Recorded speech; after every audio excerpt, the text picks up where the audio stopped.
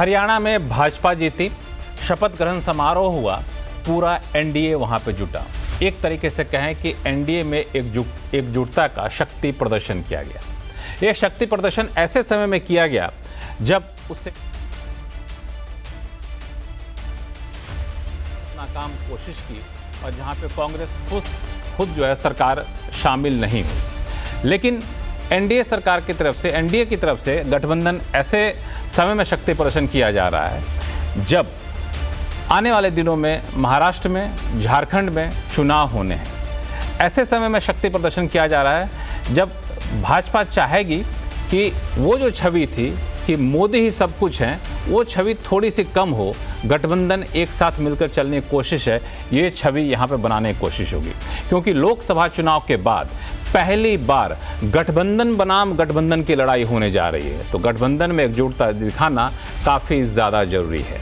लेकिन एकजुटता का मायने क्या है, ये मौजूदा चुनौतियों को कितना दूर कर पाएगा, इस पर चर्चा करेंगे। नमस्कार, मैं हूं लक्ष्मण राय और हमारे साथ इस चर्चा में हैं कई सारे विशेष मेहमान हैं। राजनीतिक विश्लेषक अभिज्ञान प्रकाश, वरिष्ठ पत्रकार विजय त्रिवेदी, वरिष्ठ पत्रकार सतीश केसिंग सर हैं और साथ में राजनीतिक विश्लेषक सज्जन कुमार सिंह हैं। आप सभी मेहमानों का बहुत बहुत स्वागत हमारे शो में। शुरुआत मैं करूंगा सतीश केसिंग साहब से कि ऐसे समय में जब हरियाणा में अच्छी खासी जीत भाजपा जीत चुकी है, अपना वर्चस्व दिखा चुकी है, ऐसे में एनडीए की एकजुटता दिखाने की जरूरत क्यों पड़ रही है उनको? देखिए, जिस तरह से 400 का नारा लगा था, 240 आया, तो ये लाजमी था कि उसके बाद हम लोगों ने देखा बीजेपी की मीटिंग तक नहीं हुई और एनडीए की सरकार बनी। तो जाहिर सी बात है कि अभी जिस प्रकार से हम लोग जानते हैं ना लक्ष्मण जी कि ये देश एक गठबंधन ही है। भले यहाँ पर गठबंधन पहले बनता हो और विचार बाद में तय होता हो, विचारधारा, ये लेकिन सच्चाई है कि हम गठबंधन है। तो गठबंधन में ये भी बात सच है कि न बीजेपी ईमानदार है न कांग्रेस ईमानदार है गठबंधन को लेकर के। दोनों रह के जोर लगाते रहते हैं। लेकिन अभी के हालात में स्थिति ये है कि एनडीए को पता है कि उनकी सरकार की स्थिरता इसी बात पर निर्भर है और दूसरा आईएनडीआईए को अगर लगातार मात देना है तो ये शक्ति का मुजाहरा करते रहे। और एक और चीज़ है कि जैसे भाजपा में शक्ति है तो वो सबको बांध के रखते हैं, लेकिन कांग्रेस शायद उतनी शक्तिशाली नहीं रही, इसलिए हम देखते हैं कि आईएनडीआईए में बहुत सारे डाउट्स इधर उधर देखने को मिला। मुझे देखने में मिला, आपको देखने को मिला। मध्य प्रदेश हार गए इसी वजह से, हरियाणा में भी बात हुई, उत्तर प्रदेश में जुटे तो बहुत अच्छा किया। इसी प्रकार से आप देखिए तो इनके यहाँ दिक्कत है, लेकिन एनडीए झाड़ पोंछ के निकाला था। आपको याद होगा 23 में बीजेपी ने 39-48 पार्टी जुटाई जब बेंगलोर में मीटिंग हुई थी आईएनडीआई की।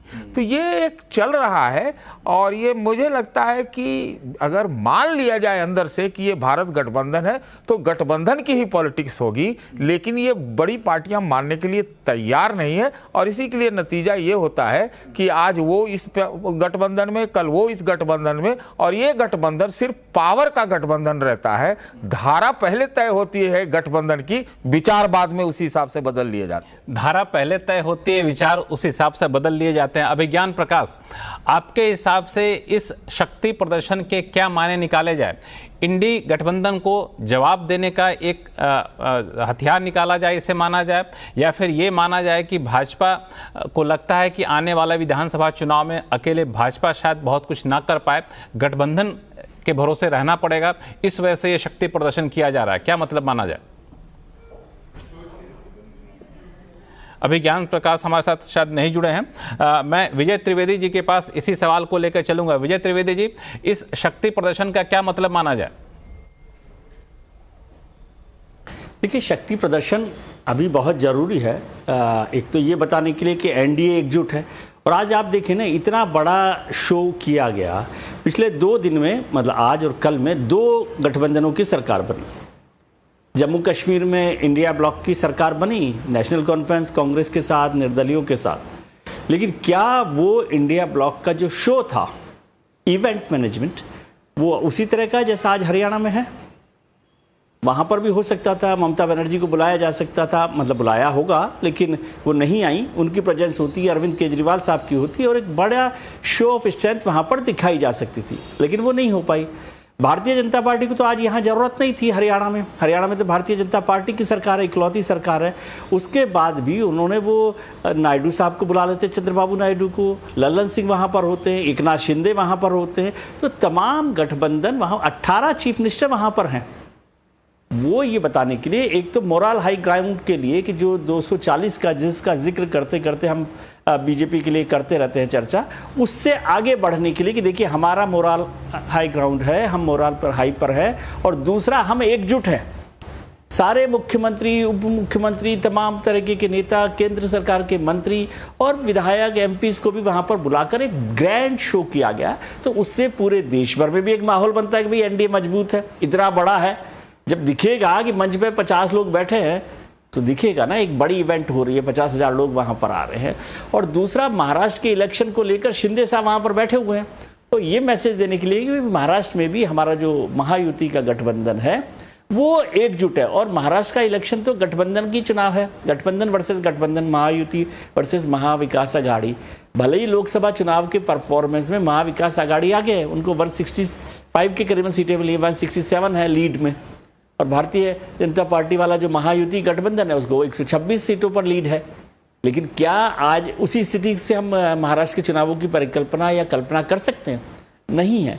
तो वो ये ताकत दिखाने के लिए, और फिर प्रधानमंत्री नरेंद्र मोदी के नेतृत्व में सभी लोग एक साथ हैं, ये दिखाने के लिए भी। और दूसरा, उसके बाद जो बड़ी इवेंट हुई है जिसका रिपरकशन या जिसका असर आपको बाद में दिखाई देगा, कि हरियाणा में जब ये प्रोग्राम तय हुआ प्रधानमंत्री का, तो प्रधानमंत्री ने कहा कि नहीं, उसी दिन हम एक पूरे सब लोगों की एक बैठक रखें एनडीए गठबंधन की, जिसमें संविधान को लेकर चर्चा हो। आपको याद है 2024 के चुनाव में इंडिया ब्लॉक ने और खासतौर से कांग्रेस ने संविधान की कॉपी लेकर पूरा का पूरा नैरेटिव बनाया था। तो उस नैरेटिव के जवाब में इंडिया गठबंधन ने क्या तैयारी की है वो मुझे अभी जानकारी नहीं है कि क्या तैयारी हुई है, लेकिन उसको लेकर आपातकाल के खिलाफ कांग्रेस पर फिर से माहौल बनाने की एक पूरी एक्सरसाइज आज सारे मुख्यमंत्रियों और एनडीए के जितने घटक दल हैं उनके साथ की गई है। और ये मैसेज देने की कोशिश की कि हमारे बराबर कोई भी हमें कमजोर मत समझिए। बिल्कुल, मुझे लगता है कि बिल्कुल इस एकजुटता को दिखाने के लिए जिस मौके को चुना गया है वो मौका काफ़ी महत्वपूर्ण है। मौका है हरियाणा में नई सरकार के शपथ ग्रहण का। वो नई सरकार जो आमतौर पर सब मान रहे हैं कि ये भाजपा की जीत है, प्रधानमंत्री मोदी की अगुवाई में भाजपा की जीत है, वैसे मौके पे पूरे एनडीए का शक्ति प्रदर्शन किया जाना। अभी ज्ञान प्रकाश मैं आपके पास आने की कोशिश कर रहा था, थोड़ा सा संपर्क नहीं हो पाया। मैं अपनी सवाल लेकर फिर से आपके पास आऊँगा कि लोकसभा चुनाव के बाद ये पहली बार ऐसा हो रहा है कि गठबंधन बनाम गठबंधन की लड़ाई होने वाली है। हरियाणा गठबंधन बनाम गठबंधन की लड़ाई मैं नहीं मानता उसको। पहली बार हो रहा है कि जहां महाराष्ट्र और झारखंड में जाएंगे तो गठबंधन बनाम गठबंधन की लड़ाई होगी, और इसी चीज को स्वीकारते हुए भाजपा ने आज एनडीए का शक्ति प्रदर्शन किया है। यह कहना सही होगा? बिल्कुल सही आकलन है, क्योंकि देखिए बड़ा ऑब्वियस है, इसमें कोई नई बात नहीं है कि 4 जून के बाद से 1 सेकंड में चुटकी में भाषा बदल गई। उससे पहले होता था 10 साल तक बीजेपी बीजेपी बीजेपी बीजेपी, और जो घटक दलों को साथ रखा जाता था वो राजनीतिक एहसान फरामोशी थी उनके ऊपर, ये दिखाने के लिए कि हमारे साथ एनडीए है। हाँ, था BJP BJP BJP, essentially Modi Modi Modi. अब 4 जून आ गया, ठीक है, 370 का आंकड़ा ही नहीं आया और 130 सीटें कम हो गई, तो झटके से चेंज मारा एनडीए एनडीए एनडीए। ठीक है, जैसे वाजपेयी के कॉम्पोजिशन को, सरकार को, बीजेपी को बहुत बारीकी से करीब से हमने देखा है, विजय ने किताब लिखी है, तो वो जेन्युइन एनडीए था। ये जेन्युइन एनडीए नहीं है, ये तो बीजेपी था ना, बीजेपी गिर गई तो एनडीए बन गया। प्लीज, ये जो ये शक्ति प्रदर्शन हो रहा है ये बताने के लिए हो रहा है। आपका सवाल बड़ा वाजिब है, क्योंकि अब वाकई गठबंधन वर्सेस गठबंधन का चुनाव होगा। अभी तक तो सब कुछ सर्वोपरि सिर्फ बीजेपी था, और बीजेपी ही बोला जाता था क्योंकि मोदी थे, मोदी बीजेपी से बड़े हैं, इसमें कोई दो राय नहीं है। तो अब पहली स्थिति ऐसी आई है जहां पर आपको चुनाव लड़ना है, और हरियाणा की जीत से आपको अच्छी एक ऊर्जा मिली है, आपको ऑक्सीजन मिली है राजनीति में जिसकी जरूरत होती है। लेकिन यहां से ये अब कोएलिशन की पॉलिटिक्स के कुछ इलेक्शंस होंगे जो कि पहले कतई नहीं थे। डोमिनेंस बिल्कुल क्लियर बताकर बीजेपी की थी, वो फर्क बहुत बड़ा है। बिल्कुल। इसमें एक चीज केवल जोड़ दूं कि जब बीजेपी को अपने गठबंधन की जरूरत नहीं थी, तब भी एनडीए में हमने देखा था कि उनके सहयोगी दल मंत्री के तौर पर थे, भले ही एक ही कैबिनेट मंत्री हो। एनडीए 2 में भी जब बीजेपी को सहयोगी दल की बहुत जरूरत नहीं थी तब भी थे, और अब तो खैर सहयोगी दल की जरूरत है। तो ऐसा नहीं कि बिल्कुल मजबूरी और डर के मारे हम गठबंधन करेंगे, जैसा कुछ देखने को मिल रहा है एनडीए गठबंधन में, वैसी छवि शायद बनने की कोशिश नहीं दिखना चाहती है बीजेपी। लेकिन एक बात सही है कि अब तक ये था कि एनडीए मतलब प्रधानमंत्री मोदी माने जाते थे। सज्जन कुमार सिंह, ये जो छवि थी कि एनडीए मतलब प्रधानमंत्री मोदी ही हैं, मोदी का ही चेहरा लेके आगे चलेंगे, अब भाजपा को लगता है कि मोदी का चेहरा लेके आगे चलना या फिर एकला चलो रे वाला जो नारा है उससे हमें फायदा नहीं होगा, उस पर टिके रहेंगे तो बड़ी मुसीबत होगी। तो हमें थोड़ा सा सहयोगी दलों के साथ चल के लोकतांत्रिक दिखने की कोशिश की जाएगी, और शक्ति प्रदर्शन का एक मकसद ये भी है। निश्चित तौर पे देखिए, इसका एक उदाहरण आपको अभी के हरियाणा चुनाव में भी मिला, जिसमें आप देखें तो ये जवान, पहलवान, किसान, old pension, farmer distress, rural distress, ये सारे जो थे नेशनल इश्यूज को कांग्रेस की तरफ से हरियाणा में लाया गया, जबकि बीजेपी का अप्रोच पहले की तुलना में बिल्कुल उल्टा था। बीजेपी ने इसको बिल्कुल लोकलाइज्ड करके, बिल्कुल स्थानीय मुद्दों के तौर पे इसको लोकलाइज्ड करके चुनाव लड़ा, और उसमें जो लोकल लीडर्स थे उन्होंने काफी जमीनी स्तर पे काम किया, और निश्चित तौर पे नैरेटिव में लगा कि कांग्रेस आगे है। लेकिन आप देखें कि इस पर बिल्कुल रिवर्सल था कि बीजेपी हरियाणा को बहुत ही लोकलाइज करके लड़ रही थी, जबकि कांग्रेस की तरफ से हरियाणा एक नेशनल नैरेटिव का एक्सपेरिमेंट का एक स्टेट दिखा कि अगर हरियाणा वो जीतते हैं तो फार्मर डिस्ट्रेस का इशू, रूरल डिस्ट्रेस का इशू, अनएम्प्लॉयमेंट का इशू, ओल्ड पेंशन के इशू, और तमाम जो लोकसभा के बाद एक नैरेटिव एज मिला था कांग्रेस और इंडिया अलायंस को, उसको एक एक्सपेरिमेंट के तौर पे देखा गया। तो निश्चित तौर पे आप देखें बीजेपी की रणनीति में एक बदलाव है कि पहले आप ओवरवेलमिंगली मोदी और उसके इर्द गिर्द पूरी अपनी तैयारी को केंद्रित करते थे। दूसरा आप देखिए, जो चुनाव लोकसभा का था उसमें एक अति आत्मविश्वास जो बीजेपी में दिखा कि मोदी फैक्टर के कारण आप माइक्रो मैनेजमेंट नहीं करेंगे, फीडबैक को ढंग से आप वर्कआउट नहीं करेंगे, इग्नोर करेंगे जो ग्राउंड फीडबैक है कैडर का, वर्कर का, तो उसका नतीजा जो है आपके खिलाफ भी जा सकता है। हरियाणा में क्या हुआ कि उल्टा जो ये अति आत्मविश्वास है ये कांग्रेस के खेमे में गया, और दूसरी तरीके से बीजेपी में स्थानीय और काफी वो कॉशियस थे शुरू से अंत तक। लेकिन सबसे बड़ी बात देखिए इसमें क्या है, हरियाणा के माध्यम से, जैसा कि अभी विजय जी ने भी कहा, सतीश चंद्र ने भी कहा, हरियाणा के माध्यम से क्या है कि बीजेपी को गागर में सागर मिल गया। जो पूरे लोकसभा चुनाव 4 जून के बाद से एक नैरेटिव डिसएडवांटेज जो बीजेपी के खिलाफ था, उस चीज को हरियाणा के वर्डिक्ट ने, एक छोटे से स्टेट ने बहुत ही हाई इंपैक्ट के साथ बिल्कुल इन्वर्ट कर दिया है, पलट दिया है। सबसे बड़ा क्या है आप देखिए, ये जो पूरी की पूरी को भी ये पता है कि ये हरियाणा का नैरेटिव भी, सतीश जी, ये बीजेपी को भी पता है कि हरियाणा का नैरेटिव ये मनोबल के तौर पे तो चला जाएगा महाराष्ट्र में, मनोबल के तौर पे तो चला जाएगा झारखंड में, लेकिन जमीनी समीकरण को बहुत ज़्यादा नहीं बदलेगा। और यही वजह है कि अब भाजपा की जीत, हम जीत गए, उसको लेके एक इंडी गठबंधन वाली अहंकार वाला जो उनकी दिक्कत थी वो नहीं आप लाना चाहते अपने भीतर। यही वजह है कि उनको लगता है कि हमें तो आगे चलकर गठबंधन के भरोसे रहना ही पड़ेगा। सतीश के सिंह जी, ये जो भय बिन होई न प्रीत जो दोहा है, चौपाई है रामायण की, वो चरितार्थ होता दिख रहा है यहाँ पे? बिल्कुल हो रहा है। चाल चरित्र चेहरा जो चुनाव से पहले बीजेपी का बदल गया था वो फिर से बदला है। लेकिन मैं तो आपसे पहले ही कहा कि ये तात्कालिक है, ये दिल का गठबंधन नहीं है, ये तात्कालिक है। क्या है आप हमें ये बताइए, इनको फायदा भी होगा। मैं हालांकि राजनीतिक गठबंधन सारे जो है, दिल का गठबंधन बहुत कम होता है। तो नहीं, मैं आप सही कह रहे हैं, लेकिन यही तो त्रासदी है कि गठबंधन धर्म, ये शब्द हम क्यों ना बोले आपके चैनल के मार्फत। क्या है कि हमको ये चर्चा करनी चाहिए कि दोनों गठबंधनों में अंदरूनी जो आपसी मतभेद हैं, बताइए जाति जनगणना पर क्या पूरा एनडीए एक है? बताइए, क्या पूरा एनडीए एक है? नहीं है।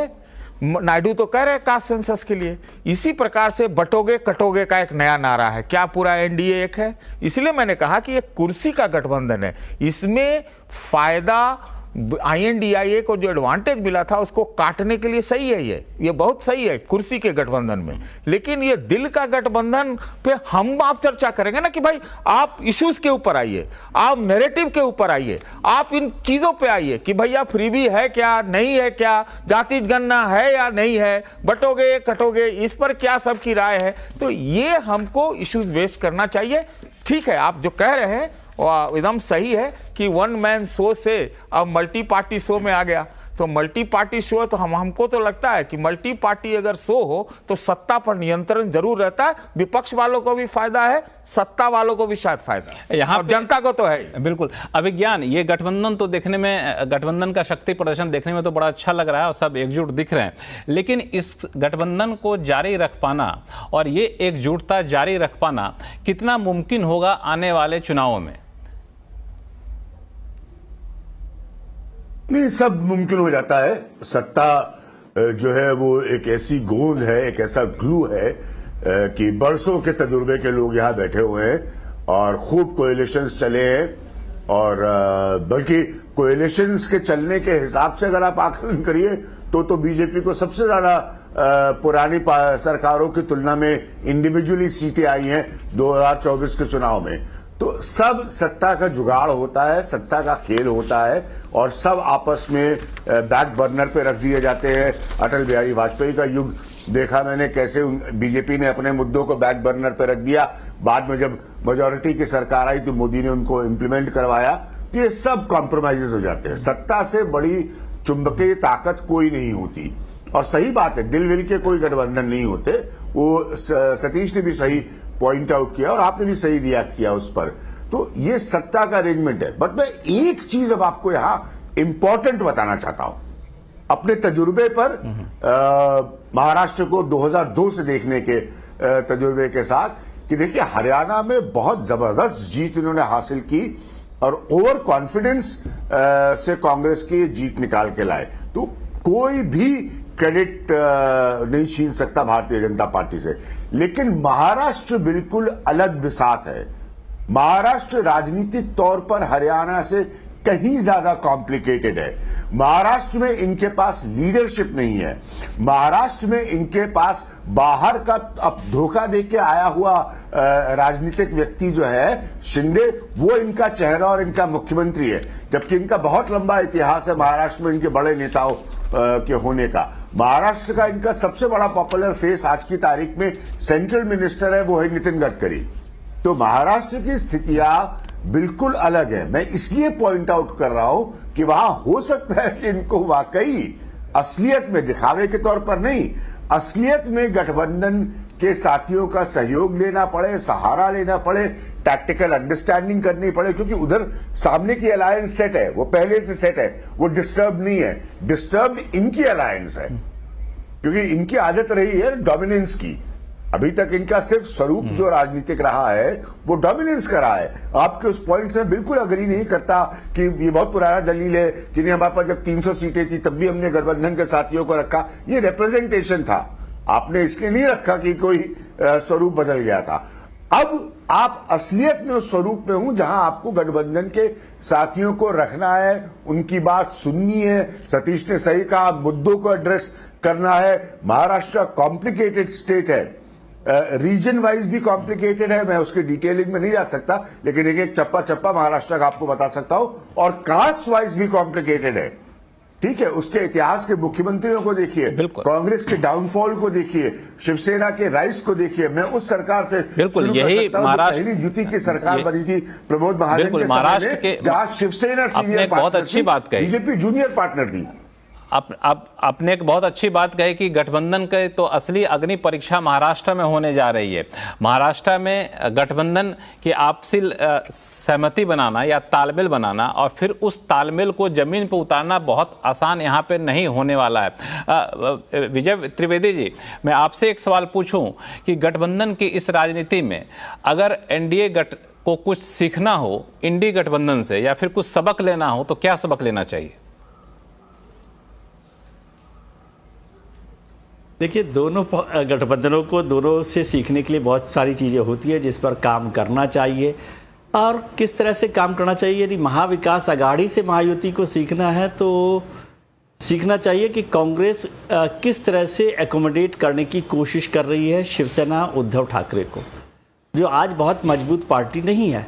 लेकिन भारतीय जनता पार्टी शिवसेना जो शिंदे साहब है उनके भरोसे चलते हुए, उनकी लीडरशिप में चलते हुए भी उनको दबाकर काम कर रही है।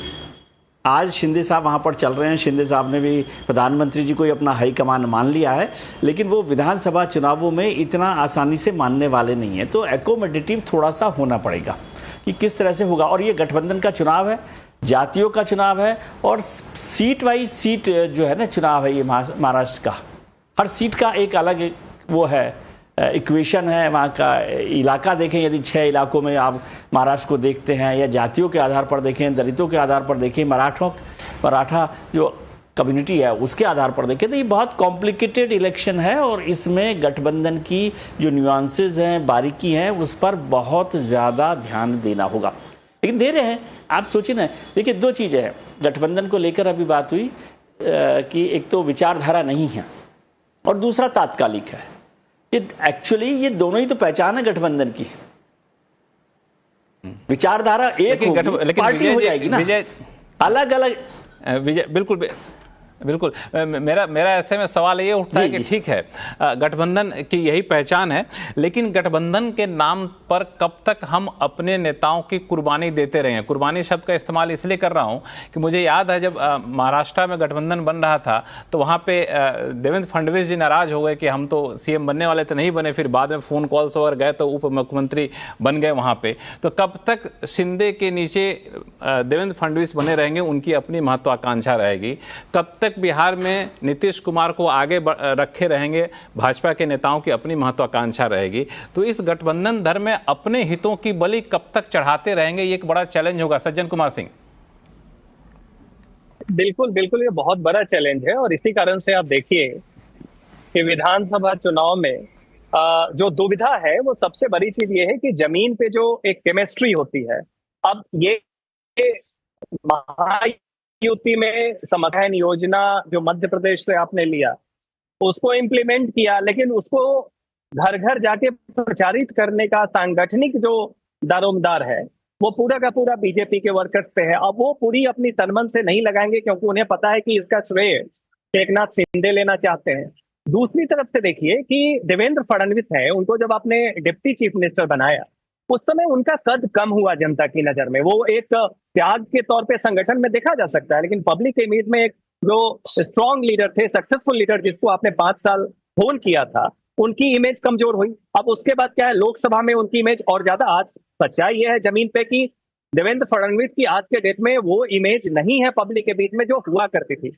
लेकिन दूसरी तरफ देखिए कि महाराष्ट्र जो है, जैसा कि कहा जाता है, वो गुरिल्ला वॉरफेयर वाला स्टेट है। तो महायुति के साथ महाविकास आघाड़ी में भी यही समस्या है, क्योंकि आप शरद पवार और कांग्रेस मिलके उद्धव ठाकरे को चीफ मिनिस्टर प्रोजेक्ट कर नहीं रहे हैं। लोकसभा के समय में जो एक केमिस्ट्री डेवलप हुई थी कि उद्धव ठाकरे, शिवसेना, एनसीपी और कांग्रेस के वोटर्स ने एक दूसरे के कैंडिडेट को बहुत जम के वोट ट्रांसफर किया। क्या यही वोट ट्रांसफर आप वहां भी देखेंगे? इसलिए बिल्कुल सही बात है कि आज के डेट में इस पे मैं आगे चलकर शो पे आऊंगा। सीधी लड़ाई तो है, लेकिन एक इंटरनल इस पे मैं आगे आऊंगा कि ये जो गठबंधन है वो गठबंधन के तालमेल जमीनी स्तर पे तालमेल कितने हो पाएंगे। लेकिन जब मैं सवाल आपसे पूछ रहा था तो मुझे लगा विजय जी इसका कुछ जवाब देना चाह रहे थे। विजय जी ने कहा वो सवाल सरसरी तौर पर हमें बिल्कुल ठीक लगता है कि कब तक अपने हितों की कुर्बानी दी जाएगी। जो आपने देवेंद्र फडणवीस साहब का कहा, नीतीश कुमार जी का कहा, लेकिन ये तो हम समझ रहे हैं कि हमारे हितों की कुर्बानी हो रही, मतलब भारतीय जनता पार्टी अपने हितों की कुर्बानी दे रही है। क्या भारतीय जनता पार्टी ऐसा सोचती है? इसके रिपरकशंस देखिए, इसके इफेक्ट्स देखिए। यदि देवेंद्र फडणवीस जी को उप मुख्यमंत्री नहीं बनाया जाता, मुख्यमंत्री बनाया जाता, तो क्या आपको लगता है एकनाथ शिंदे भारतीय जनता पार्टी के साथ आते? डिप्टी चीफ मिनिस्टर तो वो वहां बन सकते थे शिवसेना के साथ। तो और फिर जो शिवसेना को तोड़ दिया गया, आज शिवसेना बिल्कुल शेकन है उद्धव ठाकरे की, उनकी स्थिति कितनी कमजोर है। ये बड़ा इंटरेस्ट है पार्टी का, छोटा इंटरेस्ट नहीं है। पूरी की पूरी डायनेमिक्स पॉलिटिक्स जो है महाराष्ट्र की बदल दी भारतीय जनता पार्टी ने एक फैसले से। ये तो कभी हो ही नहीं सकता था कि शिंदे साहब आते यहाँ पर इस गठबंधन और देवेंद्र फडणवीस के नीचे चीफ मिनिस्टर के नीचे डिप्टी चीफ मिनिस्टर बन जाते। डिप्टी चीफ मिनिस्टर बनने के लिए कोई बगावत करता है क्या सर? ठीक है, तो वो तो पार्टी आप पूरी की पूरी पॉलिटिक्स बदलती भारतीय जनता पार्टी में महाराष्ट्र की, और ये बिना इसके मुमकिन नहीं था कि शिंदे साहब को मुख्यमंत्री बनाया जाए। और पूरा जो ओबीसी वोट है, पिछड़ा वोट है, वो भारतीय जनता पार्टी के साथ आने लगा है। मतलब पूरा नहीं आएगा, जितना भी आएगा वो हुआ। बिहार की बात देख लीजिए, आप तो इतना जानते हैं, सतीश जी वहां पर बैठे हुए हैं, सब लोग जानते हैं। बिहार में तो 30 साल में भारतीय जनता पार्टी का एक नेता नहीं बना है। क्या कोई नेता का नाम याद दिलाइए आपकी है क्या? तो नीतीश कुमार के भरोसे भारतीय जनता पार्टी 15 साल, 17 साल, 18 साल, 20 साल सरकार चलाती रही है। 47 के साथ भी चला ली उन्होंने, उनको छोटा, और धीरे धीरे साइज भी उनका कट करते गए हैं। तो भले ही मुख्यमंत्री नीतीश कुमार हो, लेकिन सरकार भारतीय जनता पार्टी की चल रही है। तो हमें ऊपरी तौर पर लगता है कि पर्सनल इंटरेस्ट जो हित है उनको, अब हितों का आज का उदाहरण देख लीजिए ना, हरियाणा में मेरे ख्याल से जितने 13-14 मंत्री बने, 13 मंत्री बने, उसमें 5 तो बाहर से आए हैं, अभी घुसे हैं। श्रुति जी हैं और जो लोग हैं दूसरे लोग आए हैं। तो वो 5 मिनिस्टर जो हैं भारतीय जनता पार्टी के पुराने नेताओं में से नहीं है। और जब बिल्कुल आपकी बात से एक लाइन मुझे याद आ गई कि रतन टाटा जी अभी गुजरे थे, तो उनकी एक बात बड़ी फेमस हुई थी सोशल मीडिया पे कि अगर जल्दी पहुंचना है तो अकेले चलो और ज़्यादा दूर तक चलना है तो साथ लेके चलो। तो ये शायद भाजपा की रणनीति है कि लंबे समय तक चलना है, लंबी दूरी तय करनी है तो सबको साथ लेके चलिए। सतीश के सिंह साहब, ये एक सवाल जो सज्जन जी ने उठाया वो बड़ा इंपॉर्टेंट है कि जो गठबंधन हम कर लेते हैं नेतागण आपस में मिल करके, वो जमीनी स्तर पे कार्यकर्ताओं के बीच में गठबंधन होगा क्या? मिसाल के तौर पर क्या एकनाथ शिंदे के पार्टी के कार्यकर्ता या उनके वोटर भाजपा के प्रत्याशी को वोट देंगे? क्या भाजपा के कार्यकर्ता एकनाथ शिंदे के प्रत्याशी को वोट देंगे उस गठबंधन के हिसाब से? ये एक बड़ा चैलेंज होगा। वैसे ही आप दूसरे पार्टी की बात करें, अजित पवार के गुट का, तो वही हाल वहां भी है। अजित पवार में तो लोग बता रहे हैं कि जिला स्तर के आधे से ज्यादा नेता लोग छोड़ के चले गए वापस असली पार्टी में। तो ये एक कितना बड़ा चैलेंज होगा गठबंधन के जमीनी हकीकत पे? 4 पॉइंट है महाराष्ट्र के बारे में। पहला तो 2 पार्टी, ये सिर्फ महाराष्ट्र नहीं होता, हर जगह होता है। लेकिन चूंकि महाराष्ट्र अभी जो आपने पूछा महाराष्ट्र, इसलिए बोल रहा हूं। महाराष्ट्र में 2 पार्टियों को छोड़कर कौन किधर चला जाएगा इसका अभी कोई ठिकाना नहीं है चुनाव के बाद। पहली बात तो इतना स्थिर माहौल है वहां, तो 2 के 4 पार्टी बने। अब आपने कहा कि जमीनी स्तर पर एकनाथ शिंदे आज बीजेपी के ध्वजवाहक हैं और उनके लोग भी होंगे, जितने भी लोग हैं, और भाजपा के पास भी कोई अल्टरनेटिव नहीं है बल्कि एकनाथ शिंदे को मुखौटा बना के आगे लेके चलना। और भाजपा की संगठन शक्ति या शिवसेना, एकनाथ शिंदे पुराने हैं तो संगठन शक्ति में ये लोग वोट ट्रांसफर कराने में ज्यादा माहिर हैं। मैं तो ये कहता हूं कि जो एडवांटेज उद्धव ठाकरे के नाम पर, 2 के 4 होने के नाम पर महाराष्ट्र विकास अघाड़ी को था, मैं उस अभियान की इस बात से सहमत नहीं हूं। मुझे लगता है कि महाराष्ट्र में लगभग बराबरी का खेल आ चुका है, तो इसलिए बराबरी का खेल में कौन आगे ये अभी भी कहना मुश्किल है। अगर इतना ही सब कुछ अच्छा होता है तो कम से कम नेता तो चुन लेते।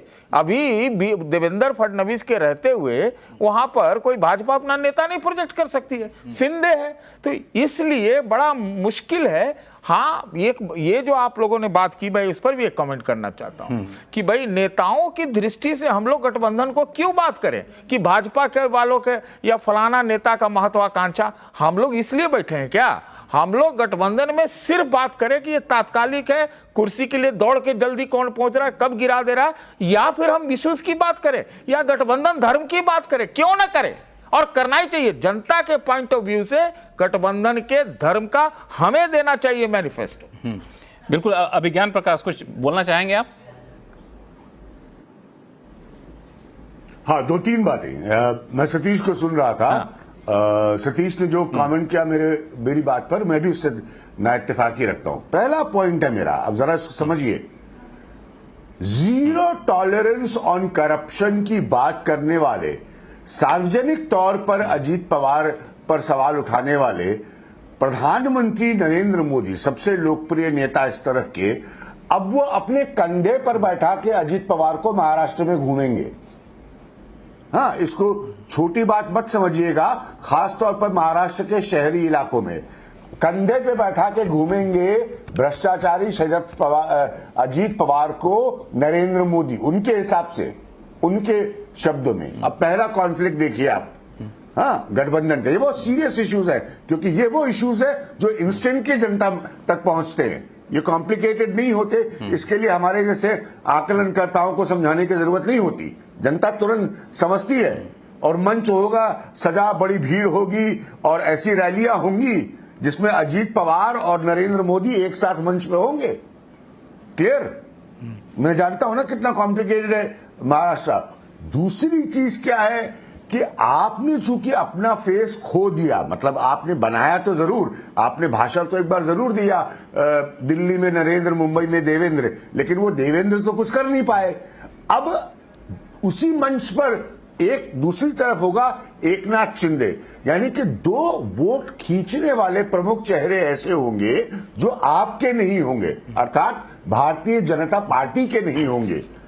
इमेजिन द इम्पैक्ट, इसका प्रभाव समझिए काडर के ऊपर उस राज्य में जहां पर नागपुर में आरएसएस बसती है। समझिए, ये बड़ी बारीक पॉइंट्स में बता रहा हूं। कौन से कैसे मुख्यमंत्री बने हैं पिछले 40 सालों में महाराष्ट्र में, मैं वो भी बता सकता हूं, और उन इक्वेशंस में। तो ये चैलेंजेस जो है, इसको बैलेंस आउट बीजेपी की सिर्फ सेंट्रल लीडरशिप कर सकती है, और कोई नहीं कर सकता।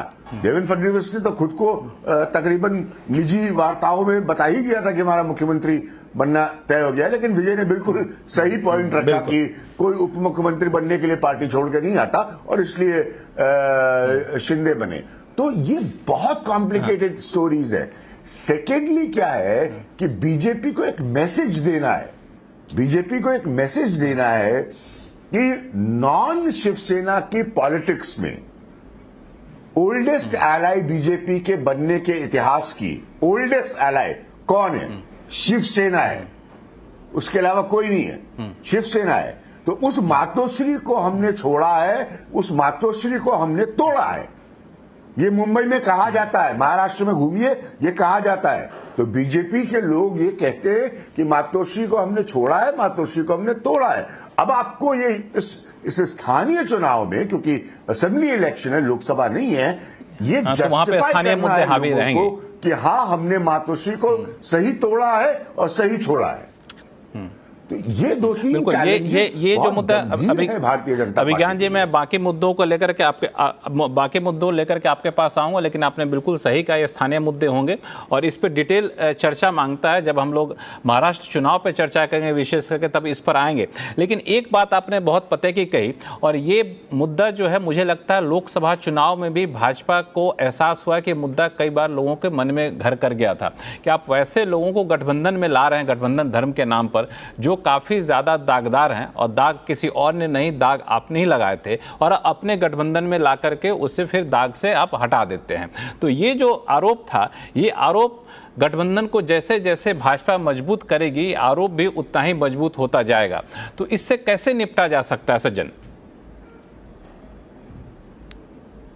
नहीं, देखिए लक्ष्मण जी, इसमें हम ये भी देखें कि एक तो बहुत ही आइडियल फ्रेम होता है कि अजीत पवार, जिनको सबसे ज्यादा भ्रष्टाचार का प्रतीक माना जाता था, असम में हेमंता बिश्वा शर्मा जब तक नहीं आए थे उनको माना जाता था, वो बातें एक आदर्शवादी तौर पे सही है, लेकिन व्यवहारिक तौर पे हर पार्टी नहीं, आदर्शवादी तौर पे सही नहीं है। आदर्शवादी नहीं सज्जन, मैं ये कह रहा हूं कि आदर्शवादी ही नहीं, आप भाजपा के लोगों से भी बात करेंगे तो वो भी बताएं कि ये जो फैक्टर था, ये लोकसभा चुनाव में बहुत लोगों के घर कर गया था, लोगों को में इस बात को लेकर विरोध था, तो ये आदर्श नहीं था।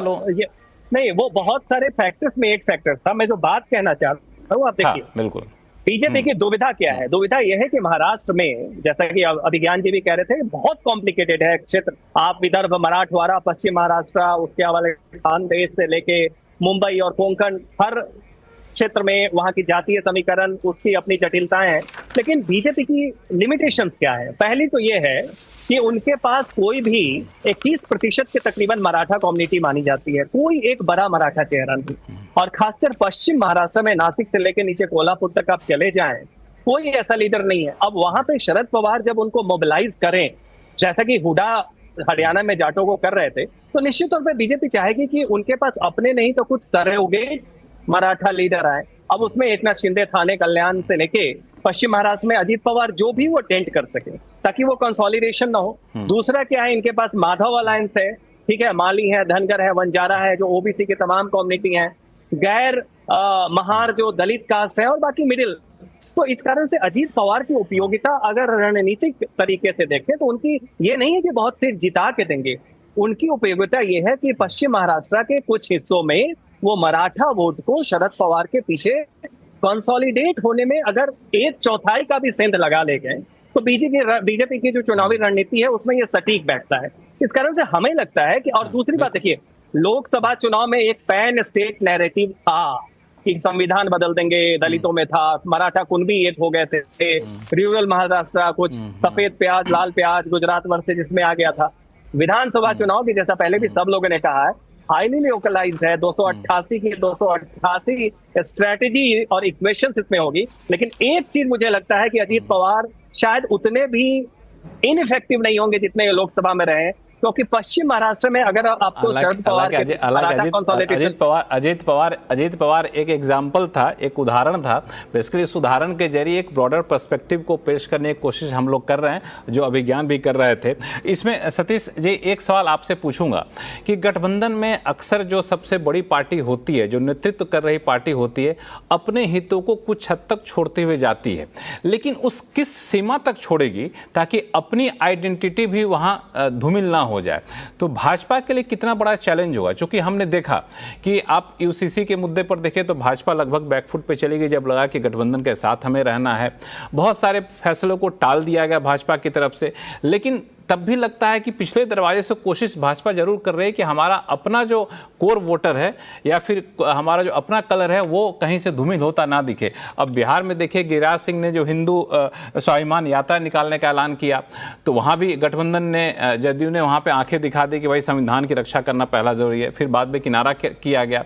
ऐसे कई सारे मुद्दे आते हैं जहाँ पे लगता है कि भाजपा को लगता है कि नहीं, उससे ज़्यादा तो पीछे हटना थोड़ा सा मुश्किल हो रहा है। ये कितना बड़ा चैलेंज होगा? देखिए, मैंने तो आपको शुरू में ही कहा कि ये जो गठबंधन है ये बहुत ही दुखदाई है कि दुखदाई जो है, हाँ दुखदाई है कि ये सब ठगबंधन है, ठगबंधन, क्योंकि सब अपना अपना क्या ना, बीजेपी एक पनडुब्बी की तरह है, वो कहाँ जाके मार कर देगी, कहाँ उसका बम लग जाएगा वो कहना मुश्किल है। तो इसलिए भाजपा अभी चलेगी, चलो भैया सूट करता है गठबंधन तो उसी को चलाओ, फिर उनको साथ में कटोगे बटोगे वाला भी एक नारा चला रहे साथ साथ।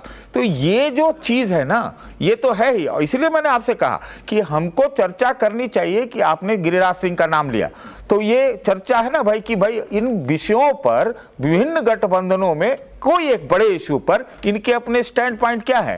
तो मौजूदा स्थिति यही है कि भाई तात्कालिक रूप से कुर्सी के लिए धारा वो बनाओ जो कि उसको बाद में विचार में बदलो। इसलिए ये सब बेईमानी है, आप इस चीज को समझिए। और जनता को, हम लोग को समझाना चाहिए कि कैसे ये लोग एक दूसरे को ठगते हैं और इससे आप ठगे जाते हो। जनता तो इसी में खुश रहेगी, लाडली आ गया, फलाना ठिकाना आ गया, मस्त रही है इसी में। हालांकि मुझे लगता है कि जनता तो ये मान बैठी है कि ये गठबंधन जो मत मानने दीजिए, सत्ता के लिए होता है और अपने विचारधारा को छोड़ देते हैं, क्योंकि कुर्सी जहां मिलती है पहले गठबंधन वहां कर लेते हैं। हाँ। इसीलिए जनता जो है, ये जो लाडली बहना जैसे जो फ्रीबीज आते हैं, सोचती है कि चलो कुछ तो मिल रहा है चुनाव के बाद, कुछ तो मिला रहे कि वोट ही तो देना है, वोट देना है, कुछ तो मिला वो तो ले ले, जो नहीं मिलना उसकी चिंता क्या करें। अभी फिलहाल वक्त है छोटे से ब्रेक का।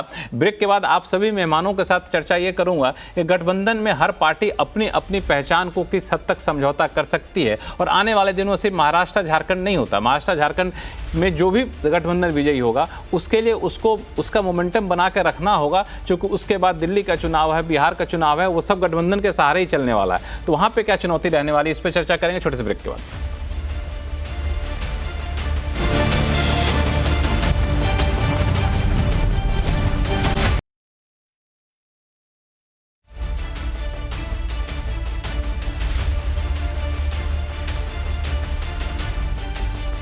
ब्रेक के बाद एक बार फिर से आपका स्वागत है। हम चर्चा कर रहे हैं कि एनडीए के शक्ति प्रदर्शन के क्या मायने निकाले जाएं और आगे चल के क्या इस एनडीए में चुनौतियां रहने वाली है। इस पर बातचीत कर रहे हैं, हमारे साथ कई सारे खास मेहमान जुड़े हुए हैं। चलेंगे अभिज्ञान आपके पास। अभिज्ञान, मेरा सवाल आपसे ये है कि जो गठबंधन चल रहा है, उस गठबंधन में जब लोकसभा चुनाव के बाद ये हुआ था कि राष्ट्रीय स्तर पर तो आप हमें समर्थन दे दीजिए, ऐसा कहा गया कि भाजपा चाहती है कि राष्ट्रीय स्तर पर क्षेत्रीय दल उनको समर्थन दे दे, बाकी जो उनके राज्य की अपनी अपनी मांगे हैं, उनकी जो पॉलिसी है, वहाँ पे हम आपका पुरजोर समर्थन करेंगे। तो लोकसभा चुनाव तो हो गया, सरकार बन गई, अब सरकार बनेगी जाकर के राज्यों में, तो राज्यों में भाजपा किस हद तक अपने आप को डाइल्यूट करेगी बाकी सहयोगी दलों से, क्योंकि स्थानीय स्तर पर क्षेत्रीय पार्टी ज्यादा दबाव बनाने की कोशिश करेगी? बिल्कुल वैलिड पॉइंट है आपका। सतीश भी यही बात बहुत देर से कह रहे थे। देखिए क्या है कि ये ट्रिकी काम होता है, बहुत मुश्किल काम होता है सियासत में।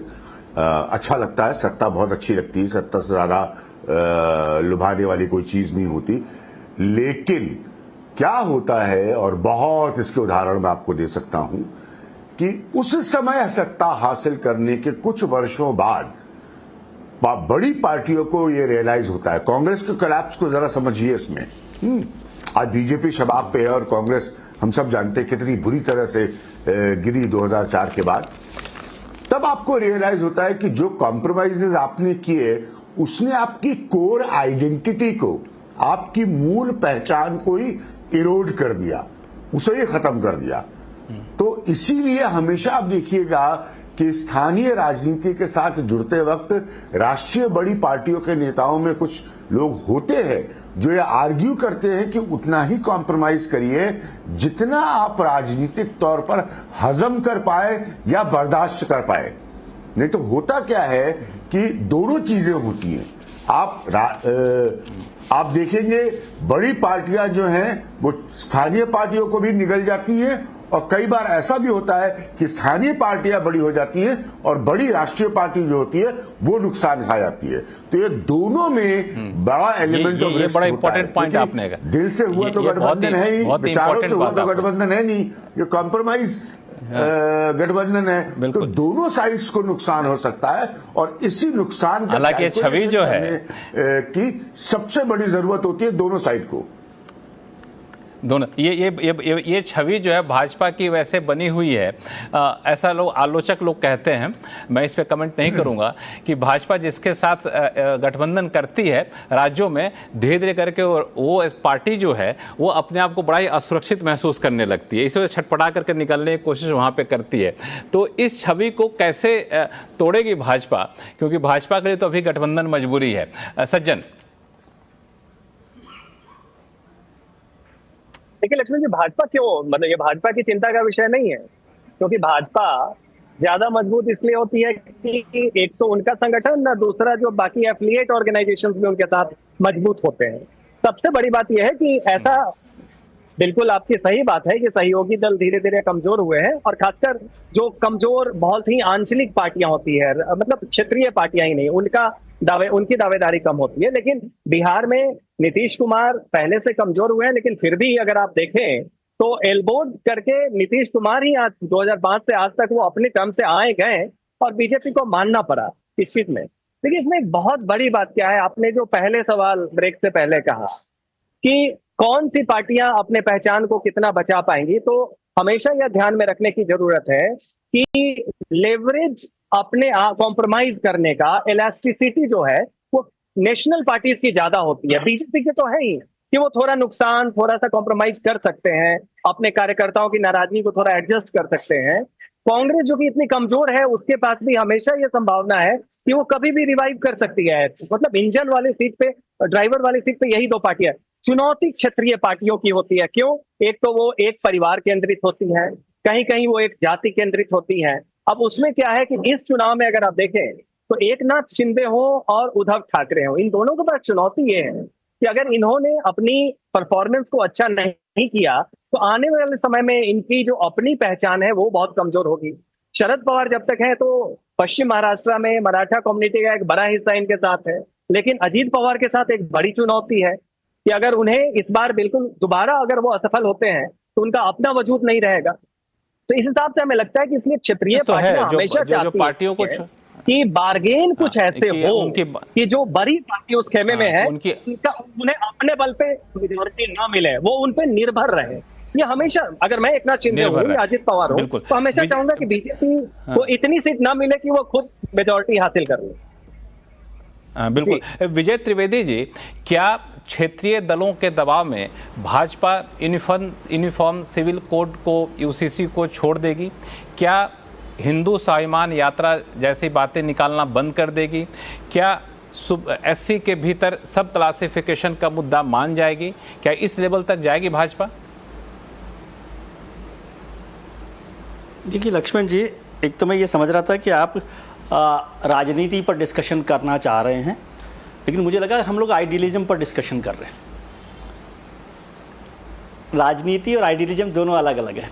महाभारत में श्री कृष्ण ने कहा राजनीति का सबसे बड़ा धर्म है समय, यानी समय की जरूरत क्या है। समय। तो सब पॉलिटिकल पार्टीज अपने अपने गठबंधन में जब रहते हैं तो वो उस समय की जरूरत को समझते हुए चलते हैं, और जिन इश्यूज का आपने जिक्र किया वो साइड इफेक्ट्स हैं गठबंधन के, वो स्वाभिमान यात्रा हो या और चीज़ें हो, ये, लेकिन ये ऐसा है कि आपको एंटीबायोटिक लेनी है, तबीयत बड़ी खराब है तो उससे गैस बनती हो, परेशानी होती है, वो चलता है ना, तो उसके लिए पेंटासिड लीजिए।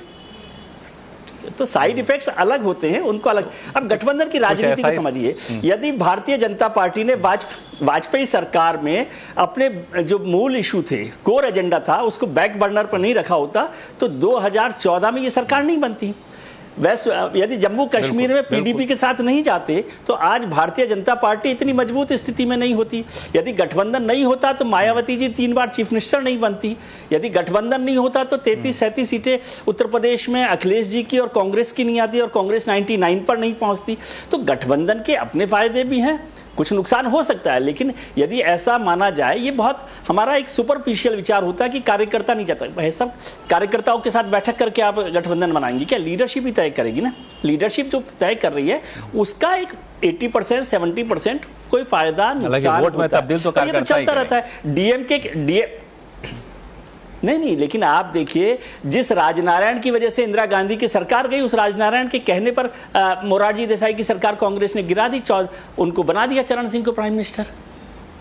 ठीक है, वीपी सिंह की सरकार के वक्त में Bharatiya Janata party left party के साथ खड़ी हुई है, लेफ्ट पार्टीज के साथ खड़ी हुई है। तो गठबंधन में इस धर्म को निभाने के लिए जो जरूर, और अजीत पवार साहब का आज हम जिक्र कर रहे हैं, हमारी याददाश्त कमजोर रहती है। हिमंत बिस्वा शर्मा साहब के करप्शन के चार्जेस को देख लीजिए। आज वो भारतीय जनता पार्टी के उत्तर पूर्व में नॉर्थ ईस्ट के सबसे मजबूत नेता हैं। और अभी अजीत पवार साहब की बात कर रहे हैं, अभी तो परसों कैबिनेट की बैठक हुई है जिसमें मदरसों के टीचर्स का सैलरी मतलब 3 गुना बढ़ा दी गई है, सैलरी बढ़ाई गई। मौलाना आजाद फंड को 300 करोड़ रुपए बढ़ा दिए गए हैं। बिल्कुल बिल्कुल, ये आपका लॉजिक का सबसे बड़ा सपोर्टिव पॉइंट है। हाँ बिल्कुल, ये आपका लॉजिक का सबसे बड़ा सपोर्टिव पॉइंट है। जो जरूरत है उस हिसाब से हम अपनी दवा लेंगे। साइड इफेक्ट को रोकने के लिए कुछ और उपाय यहाँ पर किए जाएं। गठबंधन की अपनी जो लक्ष्य है उस लक्ष्य की तरफ आगे बढ़ना है। सतीश के सिंह साहब, गठबंधन में की बात तो हम लोगों ने की, लेकिन एक गठबंधन जो बड़ा ही मायने रखता है एनडीए के लिए और एनडीए की सबसे बड़ी पार्टी भाजपा के लिए, वो है आरएसएस के साथ गठबंधन। कहा यह भी गया कि लोकसभा चुनाव में हार के पीछे एक बड़ी वजह यह थी कि आरएसएस ने उस दिल्लगी के साथ सहयोग नहीं किया जैसे पहले किया था। हरियाणा में लेकिन शायद बात बनती दिखी और आरएसएस ने सहयोग किया, इसका नतीजा आपके सामने है। तो आपका आकलन क्या कहता है, आपका विश्लेषण क्या कहता है कि अब आरएसएस आ गई है फिर से वापस, दोनों में रिश्ते बेहतर हो गए हैं और आने वाले चुनाव में आरएसएस मदद करेगी बीजेपी की पूरी, चूंकि महाराष्ट्र में तो और जरूरत है उनकी? देखिए, हरियाणा में जीत का मिस्ट्री तो अभी तक नहीं हुआ है कि वो आरएसएस की जीत है, मोदी जी की जीत है, या लोकल मुद्दों पर लोकल नेताओं की जीत है, तो ये मैं नहीं जानता। लेकिन आरएसएस और मोदी जी के बीच में या जो मौजूदा बीजेपी की सत्ता है उसके बीच में उतने सामान्य संबंध नहीं थे। दरअसल ये महाराष्ट्र का चुनाव जो है, आरएसएस, मोदी जी और राहुल गांधी, ये तीनों के लिए करो या मरो का सवाल है। अब हम इसके विश्लेषण में नहीं जाएंगे, टाइम अभी बहुत कम है, लेकिन इतना मैं तो जानता हूं ना, ये आप सब लोग सब जानते हैं कि यही नड्डा साहब थे, चाहे वो आरएसएस के बारे में चाहे क्षेत्रीय दलों के बारे में क्या कहा था उन्होंने। तो उसके बाद एकदम से आप समझिए आरएसएस को ही ले लेते हैं तो स्थिति एकदम बिल्कुल सामान्य हो जाएगी, ऐसा मुझे नहीं लगता। क्योंकि जिस प्रकार की ये बटो कटो वाला जो एक नारा आया है, वो कहां से चला, किसने चलाया, अब क्या आरएसएस का एजेंडा है, क्या नहीं है, लेकिन सबके लिए कसौटी पर उतरना बड़ा महत्वपूर्ण है। महाराष्ट्र हारे तो ये भी कहा जाएगा नागपुर हार गया, महाराष्ट्र हार गया तो मोदी जी को कहा जाएगा कि अब मोदी जी की चलती नहीं चलो। राहुल गांधी का 6000 किलोमीटर तो हरियाणा में ही निपट गया, अब उसमें अब महाराष्ट्र में तो और कहां चले जाएगा। तो ये अलग अलग, मतलब आपका मानना है कि आरएसएस के साथ अभी रिश्ते सुधर गए होंगे, आपका वैसा मानना? बिल्कुल नहीं सुधरे होंगे कि मैं नहीं कह रहा हूं, मैं बोल कि सुधरे हो सकते हैं कि हो, लेकिन बिल्कुल सुधर गए होंगे ऐसा मुझे नहीं लगता। अभिज्ञान प्रकाश, आपका क्या आकलन है, बताइएगा, समय कम है। हाँ, इस वक्त बहुत कम है, लेकिन सतीश का पॉइंट बहुत वैलिड है कि पूरी तरह से सब कुछ मेरे मुंह से अंग्रेजी का एक फ्रेज निकल रहा था, माफी, पूरी तरह से सब कुछ संघ के साथ सही है और व्यवस्थित है, ऐसा मैं भी नहीं मानता। लेकिन ये जरूर आप भी नहीं मानते कि अगर आपको महाराष्ट्र में अपना वर्चस्व कायम रखना है, परचम लहराना है, जिस तरह की बातें की जाती हैं, तो संघ के बगैर संभव नहीं है, ये मैं बिल्कुल स्पष्ट कर दूं। संघ के बगैर बिल्कुल संभव नहीं है। सज्जन जातीय इक्वेशंस को देखते हुए आजकल एक पीड़ित बच्चे की तरह आरएसएस से गुहार लगा रहे हैं। अच्छा, ये उद्धव ठाकरे आरएसएस से गुहार ला रहे। सज्जन, 10 सेकंड में बताइए कि आपका क्या मानना है, आरएसएस के साथ संबंध सुधर रहे हैं और उसका नतीजा दिखेगा महाराष्ट्र में? एक चीज बिल्कुल, संबंध सुधरे या बिगड़े बहुत इंपैक्ट नहीं पड़ता है। ग्रामीण इलाकों में आरएसएस कैडर्स की वो पहुंच नहीं है। बीजेपी के परफॉर्मेंस में ये आप लोग जो टीयर 1, टीयर 2, टीयर 3 सिटीज की बात करते हैं, वहां आरएसएस का थोड़ा बहुत रोल है। चुनाव के समय में नाराज होके, ग्रज होके अपने लोग वोट करते हैं। आरएसएस एक आइडियोलॉजिकल फैमिली वाली, कैडर वाली है। मुझे नहीं लगता है कि ये जो आपने बिल्कुल अलग लाइन ले ली कि ये आरएसएस का समर्थन मिले नहीं मिले नतीजों पर बहुत ज्यादा असर नहीं पड़ेगा। हालांकि हम में से कई लोग साथ काम करते हैं, अलग नहीं देखना है। हाँ, तो आप में से कई जेपी नड्डा के बयान के बाद 90 सीट हार गई थी बीजेपी, देख लीजिए, ये बता रहे हैं। लेकिन इस पे एक अच्छी बहस हो सकती है आगे, लेकिन वक्त हमारे पास थोड़ी विचार करने की जरूरत है कि क्या केवल आरएसएस के नाराजगी से हारी या हार के बाद हमने लगा दिया उसमें। हम लोग इस पर चर्चा करेंगे आराम से किसी और शो में, क्योंकि हमारे पास वक्त बिल्कुल खत्म हो चुका है। आप सभी मेहमानों का बहुत बहुत शुक्रिया। और जैसा कि आपने कहा कि एनडीए का शक्ति प्रदर्शन सिर्फ शक्ति प्रदर्शन तक नहीं रहा, आने वाले दिनों में एनडीए को अपने शक्ति प्रदर्शन को जमीन पर भी दिखाना होगा। इसमें कई सारी चुनौतियां हैं जिससे निपटने में भाजपा को एक मुखिया या फिर गार्जियन की भूमिका निभानी होगी, कई सारी चीज़ों की कुर्बानी भी देनी होगी।